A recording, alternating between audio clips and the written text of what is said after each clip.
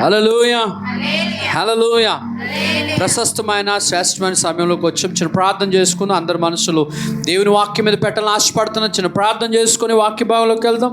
మహాపరిశుద్ధుడు, మహోన్నతుడు, సర్వాధికారి అని తండ్రి మీ కొందనాలు స్తోత్రాలు. ఇగోనైనా ఉదయకాల సమయంలో 2 ఆరాధనకి మీ పాదలకి వస్తున్నాను తండ్రి.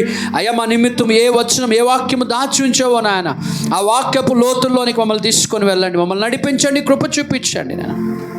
మా పట్ల మీ ఉద్దేశాలు, మీ ప్రణాళికలు తండ్రి. అయ్యా, మా నిమిత్తం మీరు ఆలోచించిన ఆలోచనలు, ఉద్దేశములు ప్రభు ఊహకు అందనివని తండ్రి ఎరిగి గ్రహించే మనసు మందరికీ దయచేసి నడిపించి మహిమ పొందమని యేసుక్రీస్తు నామములో ప్రార్థిస్తున్నాం తండ్రి, ఆమేన్. హల్లెలూయా. ఇప్పుడు వాక్య భాగాన్ని జ్ఞాపకం చేసుకుందాం. Such a wonderful message, such a things. దేవుడు మన కొరకు మంచి దాచినటువంటి వాక్య భాగాన్ని జ్ఞాపకం చేసుకుందాం. చూడండి, ఆదికాండం 30వ అధ్యాయం 27వ వచనం నుంచి 2-3 వచనాలు చదువుకుందాం.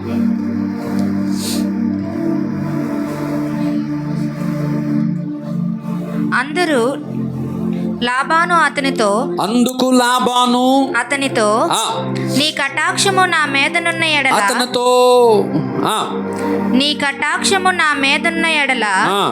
నా మాట వినుము. నిన్ను బట్టి యెహోవా నన్ను ఆశీర్వదించెనని శకునము చూచి తెలుసుకొంటినని చెప్పెను. హల్లెలూయా. స్తోత్రం చెప్పండి అందరు, నాతో వాక్యం చెప్పండి. అందరు చెప్పండి, అందరు స్తోత్రం చెప్పండి. మగపిల్లలు స్తోత్రం చెప్పండి. అందుకు లాబాను అతనితో, నీ కటాక్షము నా మీదనున్న ఎడల నా మాట వినుము. నిన్ను బట్టి యెహోవా నన్ను ఆశీర్వదించెనని శకునము చూచి తెలుసుకొంటినని చెప్పెను. స్తోత్రం చెప్దాం అందరం కలిసి. హల్లెలూయా, హల్లెలూయా, హల్లెలూయా. ప్రియులారా, నిన్ను బట్టి యెహోవా నన్ను ఆశీర్వదించెను. ఏంటంటున్నాడు లాబాను యాకోబును చూసి పిలిచి, యాకోబు వెళ్ళిపోతున్నటువంటి వెళ్ళిపోవాలనుకుంటున్నటువంటి యాకోబుని 14 సంవత్సరాలు, మొదట 7 సంవత్సరాలు రాహేలు కోసం, మరా 7 సంవత్సరాలు లేయా కోసం 7, తర్వాత రాహేలు కొరకు 7, మొత్తం 14 సంవత్సరాలు కొలువు చేసి తన పిల్లలు కనిన తర్వాత సుమారుగా ఒక 20-30 సంవత్సరాలు యాకోబు లాబాను ఇంటిలో ఉన్నాడు. జాగ్రత్తగా మీరు వాక్యం మీద మనసు పెడితే, దేవుడు మీ పట్ల ఏం దాచించాడో, దేవుడు మీ పట్ల ఏమనుకుంటున్నాడో, దేవుడు నిన్ను ఎందుకు పిలిచాడో, దేవుడు నిన్ను ఎందుకు ఏర్పరిచాడో, కేవలం చర్చికొచ్చి వెళ్ళిపోవటమేనా భక్తి అనేది కాకుండా, కేవలం ప్రార్థన చేసుకోవడమే కాకుండా, కేవలం పాటలు పాడడమే అనుకోవడం కాకుండా మరొక పై స్థాయికి దేవుడిని తీసుకెళ్ళబోతున్నాడు. స్తోత్రం చెప్పండి. God has a plan in your life. దేవుడు మీ పట్ల ఒక ఉద్దేశం కలిగి ఉన్నాడు. ఆ ఉద్దేశం ఏంటి అర్థమైతే, అవునా దేవుడు నా కోసం ఇలాంటి ఆలోచన కలిగి ఉన్నాడా, నేను అందుకు దేవుడు నమ్ముకోవాలా, ఇందుకు దేవుని ఆరాధించాలా అని మీరు అంటారు. అని అంటున్నాడు. మామ అంటున్నాడు, అల్లుడిని బ్రతిమలాడుతున్నాడు మామగారు వచ్చి, నాన్న యాకోబు, నువ్వు నా ఇంటిని విడిచి వెళ్ళిపోకు, నా ప్రాంతాన్ని విడిచి వెళ్ళిపోకు, నా పిల్లలు తీసుకొని వెళ్ళిపోకు. నీ వచ్చిన కారణం చేత, నీ వచ్చినప్పటి నుండి, నీవు నా ఇంట అడుగు పెట్టినప్పటి నుంచి నీవు నమ్మిన దేవుడు నిన్ను బట్టి నన్ను ఆశీర్వదిస్తున్నాడు. స్తోత్రం చెప్పండి. ఏమంటున్నాడు? నాయనా, నిన్ను బట్టి యెహోవా నన్ను ఆశీర్వదించాను. స్తోత్రం చెప్పండి. అసలు ఎవరి భక్తి వారికి ఆశీర్వాదంగా ఉంటుంది, ఎవరి విశ్వాసం వారికి ఆశీర్వాదంగా ఉంటుంది. నీ భక్తి నీకు ఆశీర్వాదకరంగా, నీ విశ్వాసం నీకు ఆశీర్వాదంగా ఉంటుంది. అట్ ద సేమ్ టైం, అదే సమయంలో నీ భక్తి, నీ విశ్వాసము, నీ ప్రార్థన బట్టి నిన్ను ద్వేషించేవారు, నిన్ను ప్రేమించేవారు కూడా ఆశీర్వదించబడతారని ఈరోజు ఒక మెట్టు పైకి దేవుడు తీసుకెళ్తున్నాడు. నేను దేవుని స్తోత్రం. నీవు ఆశీర్వదింపడం గొప్ప సంగతి కాదు, నువ్వు దీవించబడడం గొప్ప సంగతి కాదు, నువ్వు బాగుపడడం గొప్ప సంగతి కాదు. నిన్ను బట్టి నీ పొరుగువారు, నిన్ను బట్టి నీ కుటుంబస్తులు, నిన్ను బట్టి నీ స్నేహితులు, నిన్ను బట్టి నీ అన్నదమ్ములు, నిన్ను బట్టి నీ భర్త, నిన్ను బట్టి నీ తమ్ముడు, నిన్ను బట్టి నీ అక్క, నిన్ను బట్టి నీ యొక్క బంధువులు, నిన్ను బట్టి మీ అత్త మామలు ఆశీర్వదించబడడం దేవుని ఉద్దేశమై ఉన్నది. హల్లెలూయా.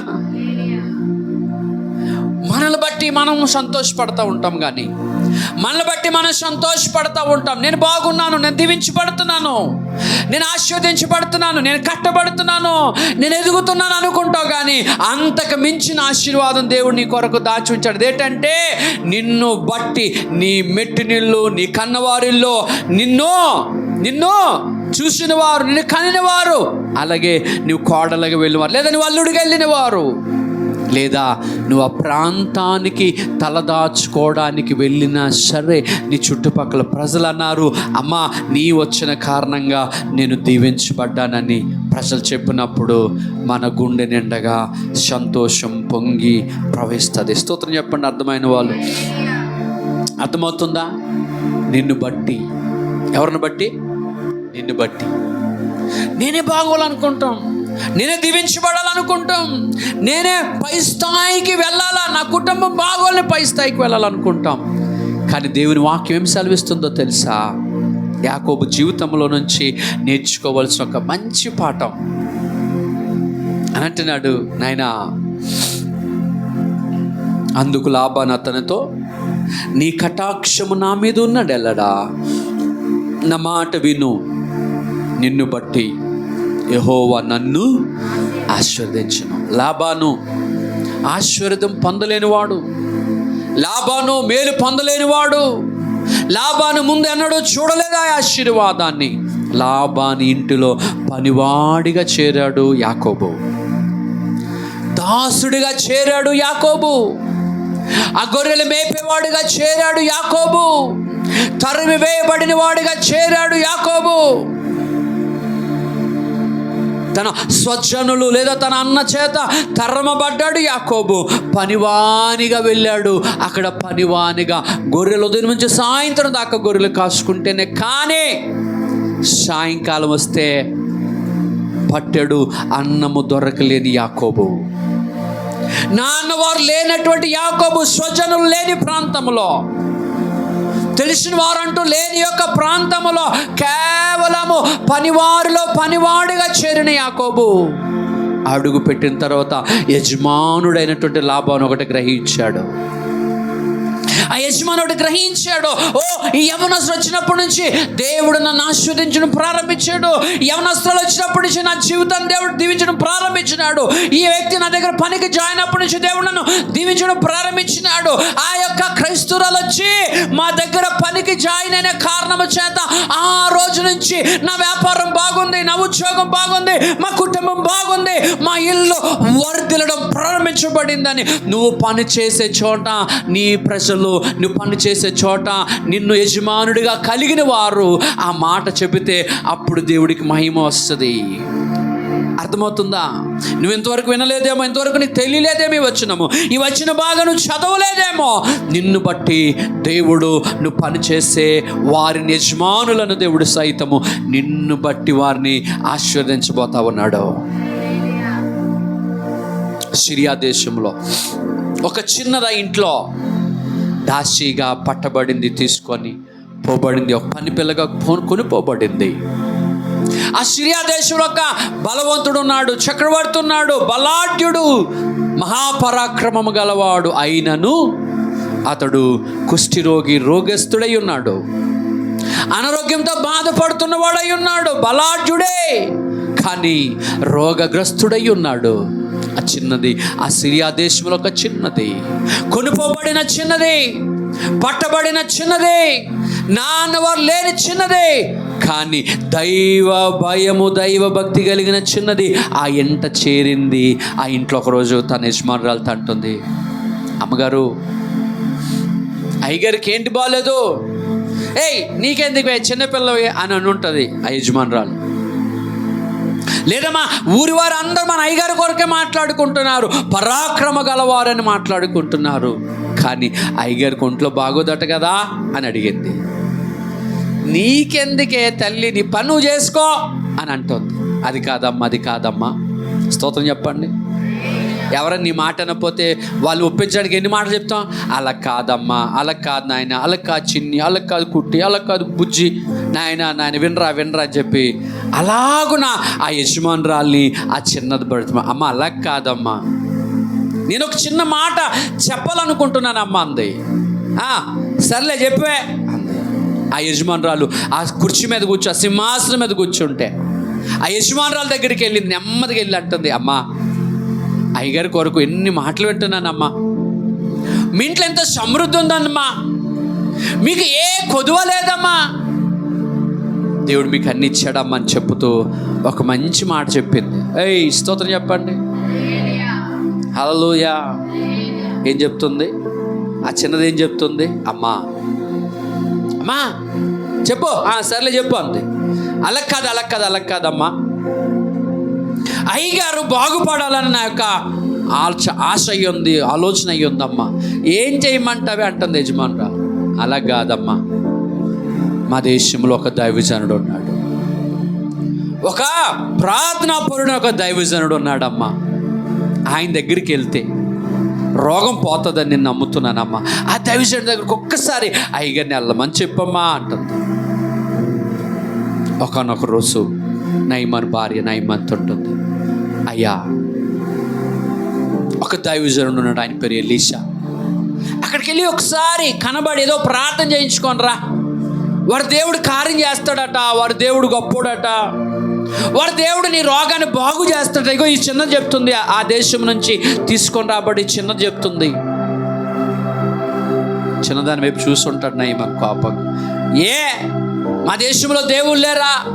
మా దేశంలో భక్తులు లేరా? ఆ దేశానికి ఎందుకు వెళ్ళాలంది. ఆ చిన్నది నవ్వుతూ చెప్పుంటుంది ఒక మాట, అలా కాదయ్యా, ఒకసారి మా దైవజనుడు ఒక్కసారి అక్కడికి వెళ్ళి ఒకసారి నవ్వుతూ చెప్పుంటుంది. కోపపడుతున్నా, అధికారం చూపుతున్నా, పెద్దవాడిని, అధికారిని, బలం గలవాడిని, నేను దేశంలో గొప్పవాడిని, చిన్నదానా నువ్వు చెప్పిన మాట నేనే తినాలని గర్వంతో ఆయన వైపు చూస్తున్నటువంటి ఆమె ఆయన వైపు చూస్తుంది, నవ్వుతూ చెప్పుంటుంది, లేదయ్యా ఒకసారి వెళ్ళిరండి అయ్యా, సర్లే మీ అమ్మగారు చెప్పారు వెళ్తానులే అని చెప్పి ఒకరోజు రథాలు తీసుకొని, కానుకలు తీసుకొని, పనివారం తీసుకొని తిన్నంగా ఎలీషా ఉన్న చోటుకి వెళ్ళాడు. దైవజనుడు ఎలీషా ఇంట్లో ప్రార్థన చేసుకుంటున్నాడు. బయట నుండి గుర్రముల చప్పుడు, మనుషుల చప్పుడు, కాలి చప్పుడు చేస్తున్నాడు. ఆ లోపల నుంచి దైవజనుడు వచ్చి అన్నాడు, నాయనా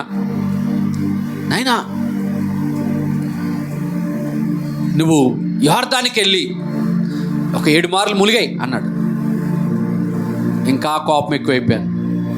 ఆ పిల్లేమో నా దైవజనుడి దగ్గరికి వెళ్ళు అని ప్రార్థన చేస్తాడు పంపించింది.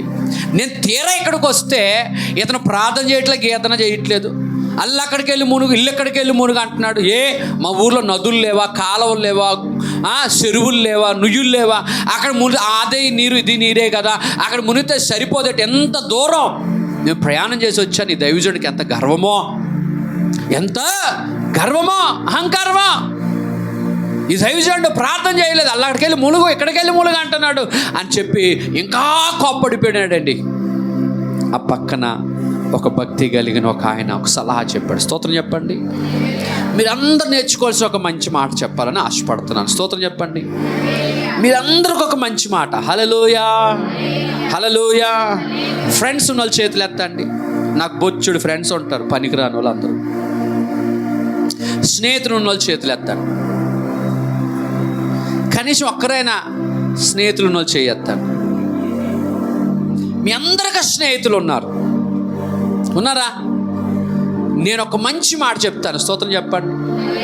100 మంది పనికిమాలు ఉండడం కంటే, 10 మంది ధనవంతులు ఉండడం కంటే, ఒక 20 మంది బలం బాగా కండలు 6 ప్యాక్ 10 ప్యాక్ ఉన్నోడు, బాగా బలిసినోడు ఉండడం కంటే, ఒక మంచి మాట చెప్తాను వినండి. నేర్చుకోండి, పెద్దలు నేర్చుకోండి, యవనస్తులు.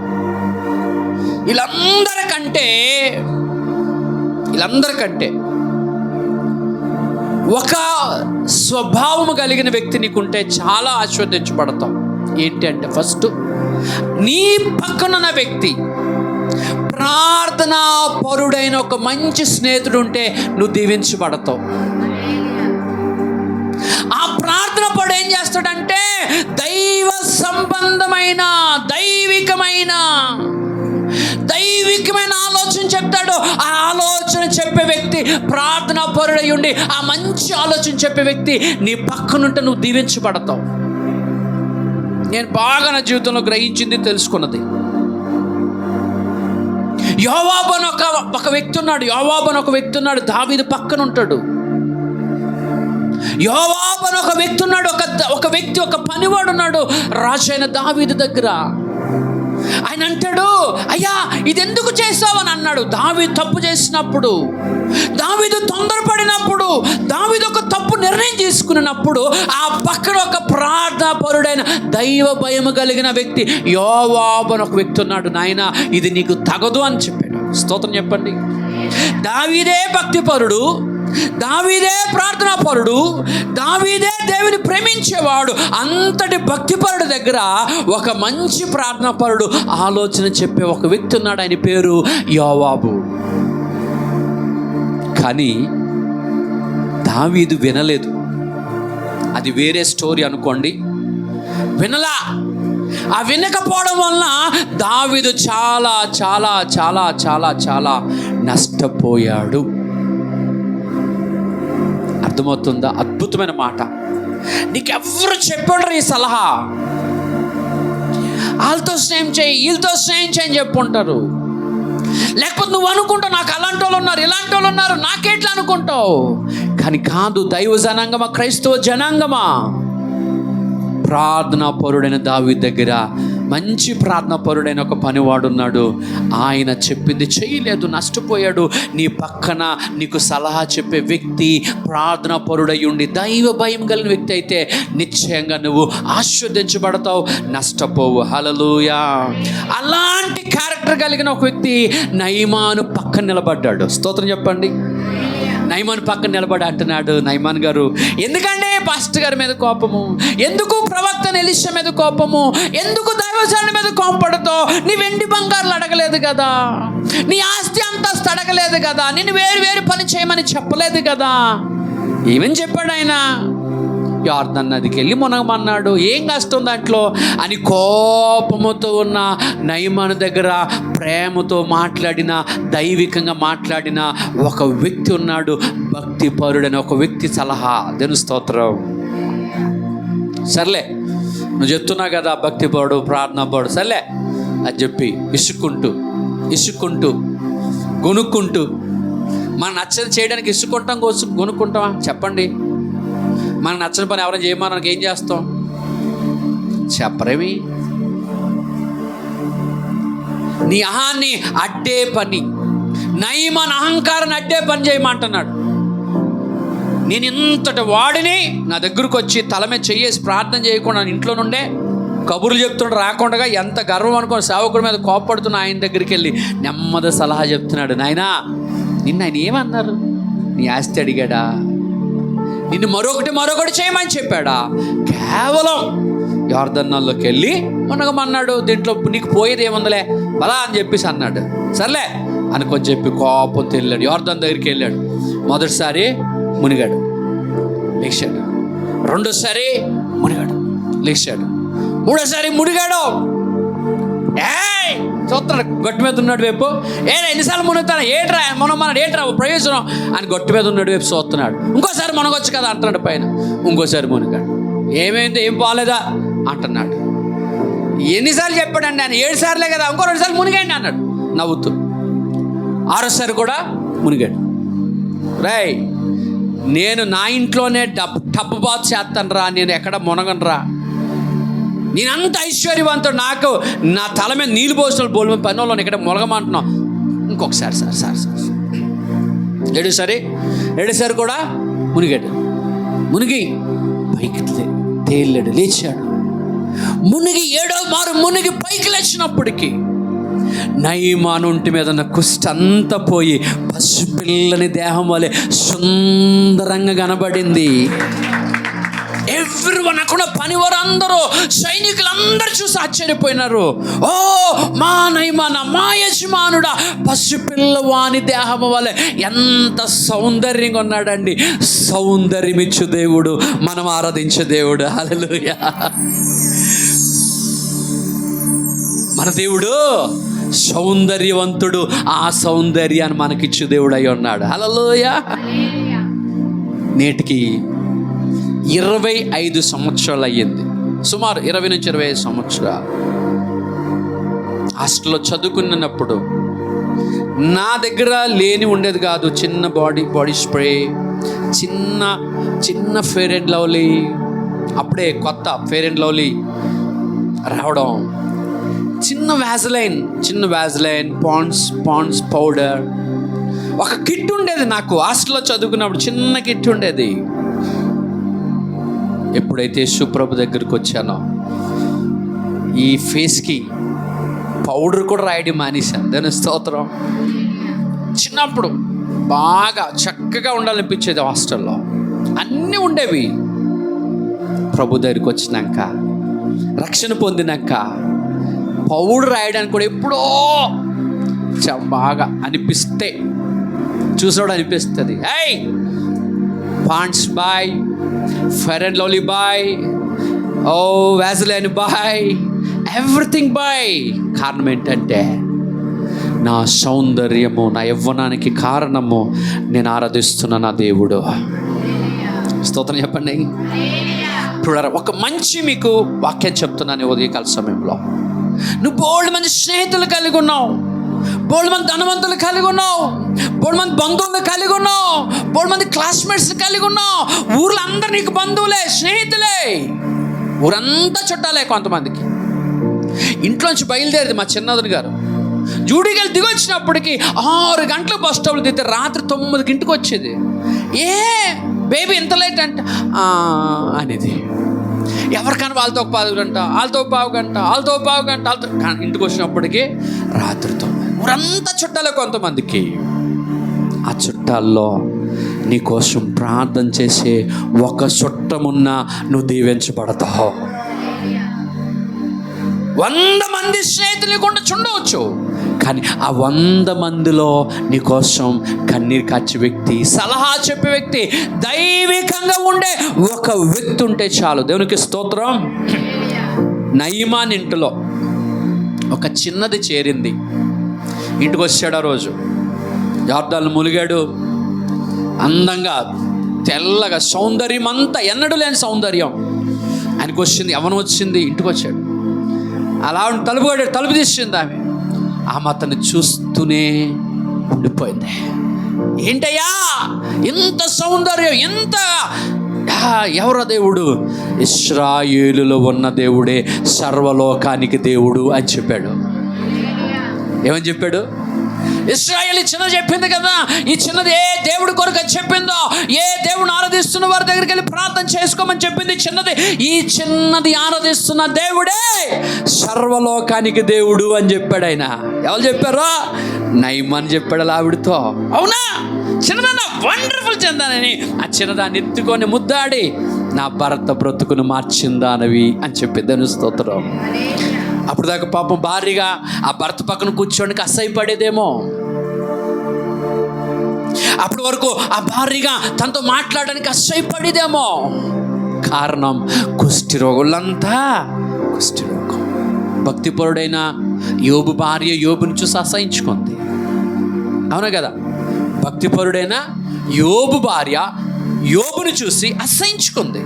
అలాంటిది ఒక అన్యుడు భార్య, నయమాను భార్య అన్యురాలు, ఆమె ఏం ఆలోచించి ఉంటుంది? అప్పుడు చిన్నదానికి వెళ్ళి గట్టిగా కౌగిలించుకొని, చిన్నదాన్న ఎన్ని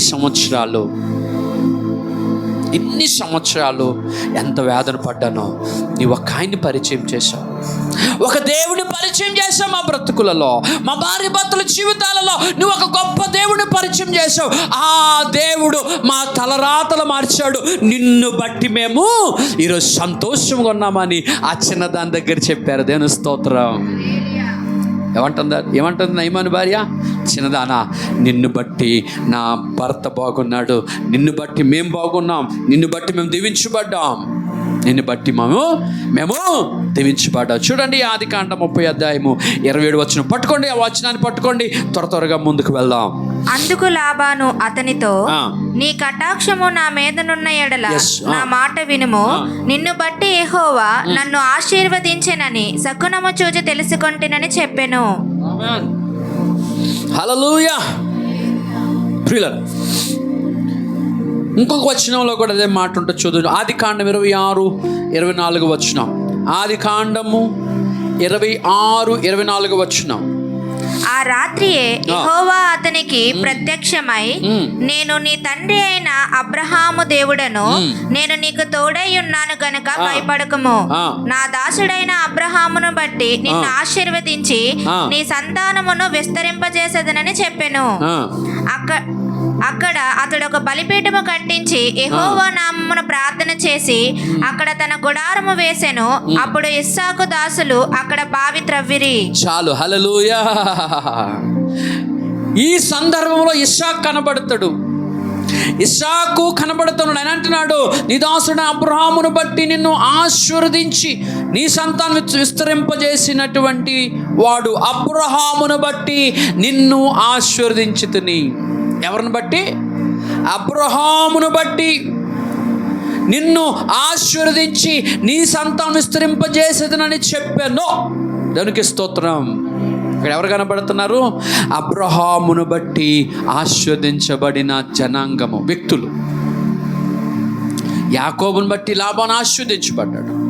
అబ్రహామును బట్టి ఇక్కడ వ్యక్తులు కనబడుతూ ఉన్నారు, వేరే రాజులు కనబడుతూ ఉన్నారు, ఆ ప్రాంతం కనబడుతూ ఉంది. ఇస్సాకు కనబడుతూ ఉన్నాడు. అబ్రహాము భక్తిని బట్టి ఇస్సాకును, అక్కడున్న ప్రజలను ఆశీర్వదించబడమును మనము చూస్తూ ఉన్నాము. మీకు ఒక మంచి మాట చెప్తున్నాను, వినండి. మీకు ఒక మంచి మాట. నిన్ను బట్టి, వింటున్నావా యవన బిడ్డ? చిన్నదాన్ని బట్టి నయమాను బాగుపడ్డా? నయమాను బట్టి చిన్నది బాగుపడిందా? చిన్నది నయమానికి తావు చూపించిందా? నయమాన్ చిన్నదానికి తావు చూపించాడా?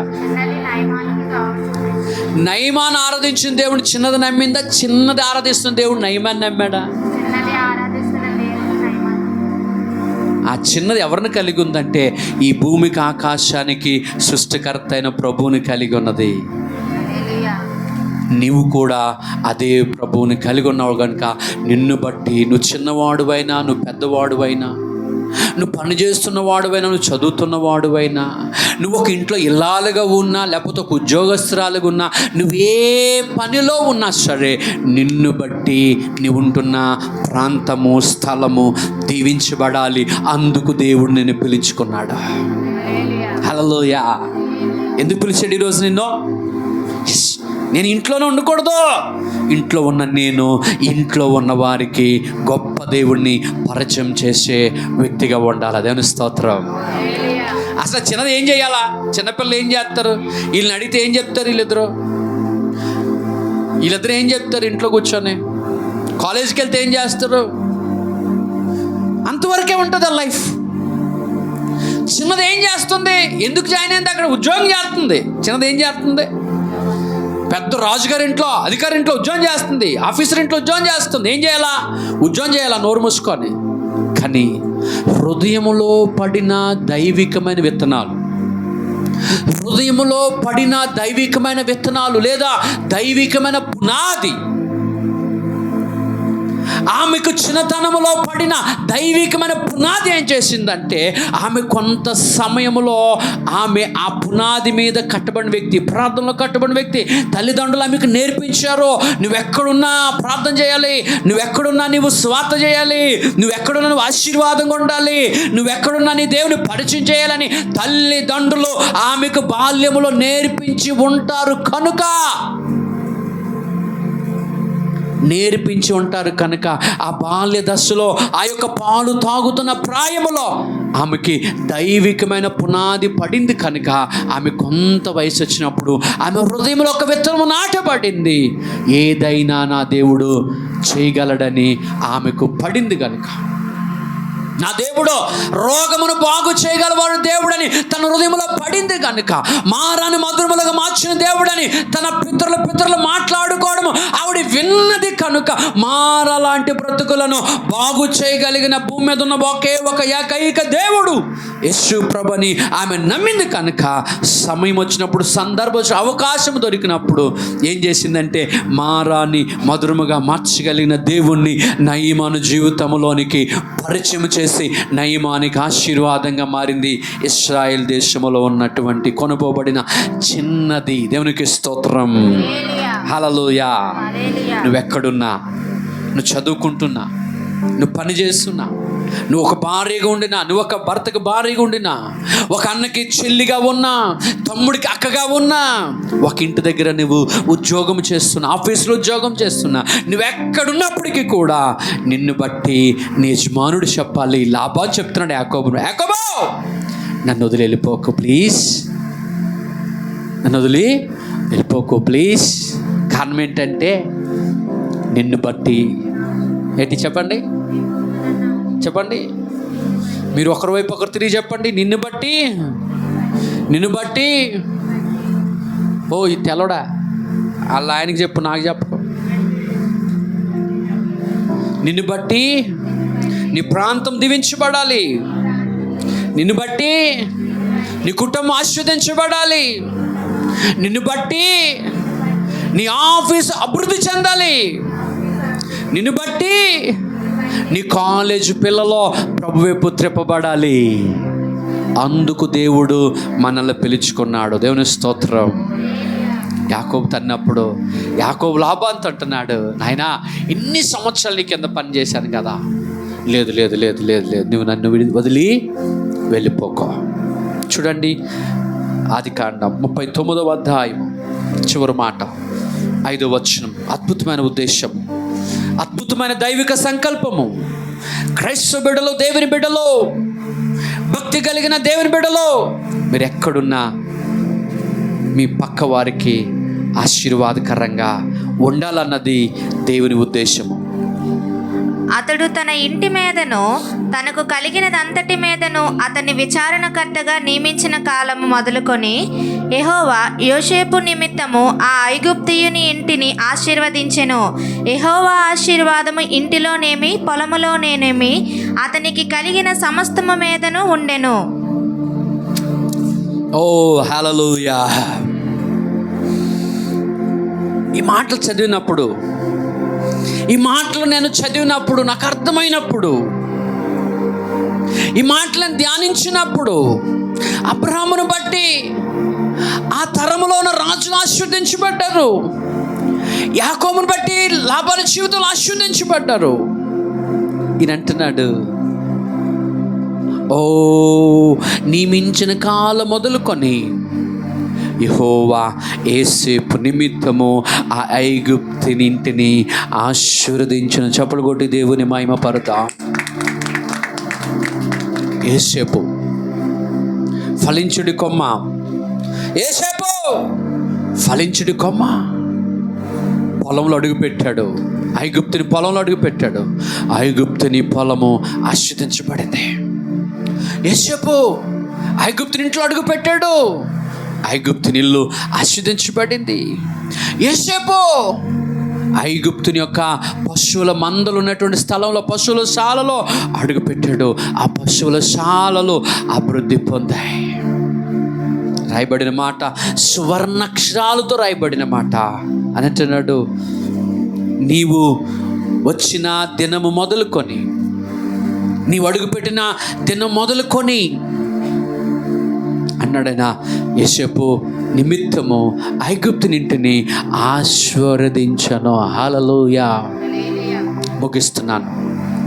ఐగుప్తుడు దేవుని అరగని ప్రజలు, ఐగుప్తులకు ప్రభు తెలీదు, ఐగుప్తులకు నిజమైన దేవుడు ఎవరో తెలీదు.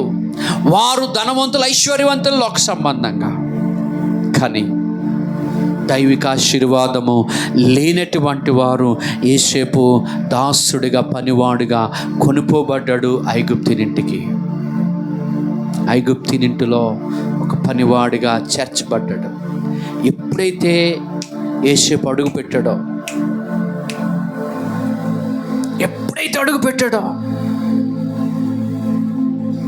దేవుడు మనం అడుగుపెట్టిన ప్రతి స్థలం, దేవుడు అన్నాడు నాతో, పరిచర్యలో నువ్వు అడుగు పెడుతున్న స్థలాన్ని నేను నీకు నిశ్చయంగా ఇస్తాను అన్నాడు. పాస్టమ్ అంటది, ఎవరు ఏ దేశం పిలిచినా ముందు ఒకసారి అడుగుపెట్టి వచ్చాయి. ఒకసారి వెళ్ళి సింగపూర్లో అడుగుపెట్టి వచ్చాను. రాత్రి ఒక తమ్ముడు కనబడ్డాడు, కలిశాడు నాకు. అని ఆయన నెలాఖరు సింగపూర్ వెళ్దాం వస్తావా అంటున్నాడు, జర్మనీ వెళ్తాం వస్తావా అంటావన్నాడు. ఒక్కసారి అడుగుపెట్టిన తర్వాత దేవుడు వారి జీవితాల్ని ఆశీర్వదించడం ప్రారంభించాడు. నా జీవితంలో దేవుడు ఆశీర్వాదం నాకు ఇచ్చాడు, నాకు వాగ్దానం చేశాడు. నువ్వు అడుగు పెడుతున్న స్థలము, నువ్వు అడుగు పెడుతున్న కుటుంబము అభివృద్ధి చెందుతుంది, ఆశీర్వదిస్తాను నేనని. నేటికి 16 సంవత్సరాల నుంచి నేను అడుగు పెడుతున్న ప్రతి స్థలము, ఇల్లు ఆశీర్వదించబడుతూ వచ్చింది. వీరందరి మీద ఉన్న ఆశీర్వచనాన్ని దేవుడు నా మీద ఉంచాడు. నా మీద ఉన్న ఆశీర్వచనాన్ని దేవుడు మీ మీద పలకమన్నాడు, పలుకుతున్నాను. ఇక్కడ కూర్చొని మీ అందరూ ఎక్కడ ఉంటారో, మీ అందరూ ఏ చోట ఉంటారో, మీ అందరూ ఏ చోట పని చేస్తారో, మీ అందరూ ఏ చోట నివాసం చేస్తుంటారో, మీరున్న చోటు, మీరు పని చేసిన చోటు, మీరు చదువుతున్న చోటు, ఉద్యోగాలు చేస్తున్న ప్రాంతాలు, ప్లేసుల్లో మిమ్మల్ని బట్టి మన దేవుడు మీ యజమానులను ఆశీర్వదించబోతా ఉన్నాడు. ఒక ప్రత్యేకమైన జనంగా ఉండండి, ఆశీర్వాదకరంగా ఉండండి. యేసుని బట్టి అన్నీ దీవించబడ్డాయి. ఈరోజు నిన్ను బట్టి, నన్ను బట్టి సమస్తాన్ని దేవుడు ఆశీర్వదించబోతున్నాడు. ఆశీర్వదించే దేవుని బట్టి మనం చెప్పులు కొట్టి ప్రభువుని మహిమపరుద్దాం. నీ ఇంటికి వెళ్ళి చెప్పు, నిన్ను బట్టి నీ భర్త స్వస్థత పొందబోతా ఉన్నాడు. నీకు తెలుసా, నీ భర్త మరణ పంచుల్లోకి వెళ్ళిపోయాడు. నీకు తెలుసా, అవి రీకన్స్ట్రక్ట్ చేయబడవు. కానీ సంఘము చేసిన ప్రార్థన, నీ విశ్వాసాన్ని బట్టి దేవుడు మొదటి స్థితిని నీ భర్తకు తీసుకొని రాబోతా ఉన్నాడు. హల్లెలూయా. బ్రదరా, లేచి నిల్చుందామా, కళ్ళు మూసుకుందామా, ప్రార్థన చేసుకుందామా. ఈ వర్తమానం వింటున్న వారు కూడా, ఈ వర్తమానం మిమ్మల్ని ఆశీర్వాదకరంగా మారుస్తుంది. మీరు ఉన్న చోటులో ఆశీర్వాదకరంగా మలచబడతా ఉన్నారు. ప్రార్థన చేసుకుందాం. మహాపరిశుద్ధుడు, మహోన్నతుడు, ఆశీర్వాదానికి దేవుడు అయిన తండ్రి, మీకు వందనాలు అయ్యా. మీ పిల్లలను ఆ విధంగా ఆశీర్వదించి సంతోషపడే దేవుడు నాయన. యాకోబుని బట్టి లాభాన్ని ఆశీర్వదించావు, యోసేపుని బట్టి ఐగుప్తుని ఆశీర్వదించావు, చిన్నదాన్ని బట్టి సిరియా దేశపు సైన్యాధిపతిని ఆశీర్వదించావు నానా. ఈ మధ్యాహ్న కాల సమయంలో ఈ మందిరంలో ఎంతమంది బిడ్డలైతున్నారో, వీరందరిని బట్టి వారున్న ప్రాంతాలు, ఇల్లులు, ప్రాంతాలు, ప్లేసులు బట్టి, ఉద్యోగాలు, వ్యాపారాలు బట్టి నాయన, కాలేజీలు బట్టి, స్కూల్స్ని బట్టి నాయన, వారున్న స్థలములో ఆశీర్వాదము తన తోటి వారు కన్నులారా చూసుదురు, అనుభవించుదురు గాక. అయ్యా, ఈ ప్రజలను బట్టి వారు అట్టి ఆశీర్వాదం చూసెదరు, అనుభవించుదురు, వారు సాక్ష్యము చెప్పుదురు గాక. నేను అలాంటి కృప మా బిడ్డలెల్లరికీ మాకును దయచేసి నడిపించు. 20,000 కుటుంబాలు పొందుకున్నట్టుకు ఇది నాందిగా మొదటి మెట్టుగా ఉండును గాక. అలాంటి కృప చేత నింపి నడిపించమని యేసయ్య నామములో స్తుతించి ప్రార్థించి వేడుకుంటున్నాం పరమ తండ్రి. ఆమెన్. అందరూ ఆమెన్ చెప్పండి. ఆమెన్.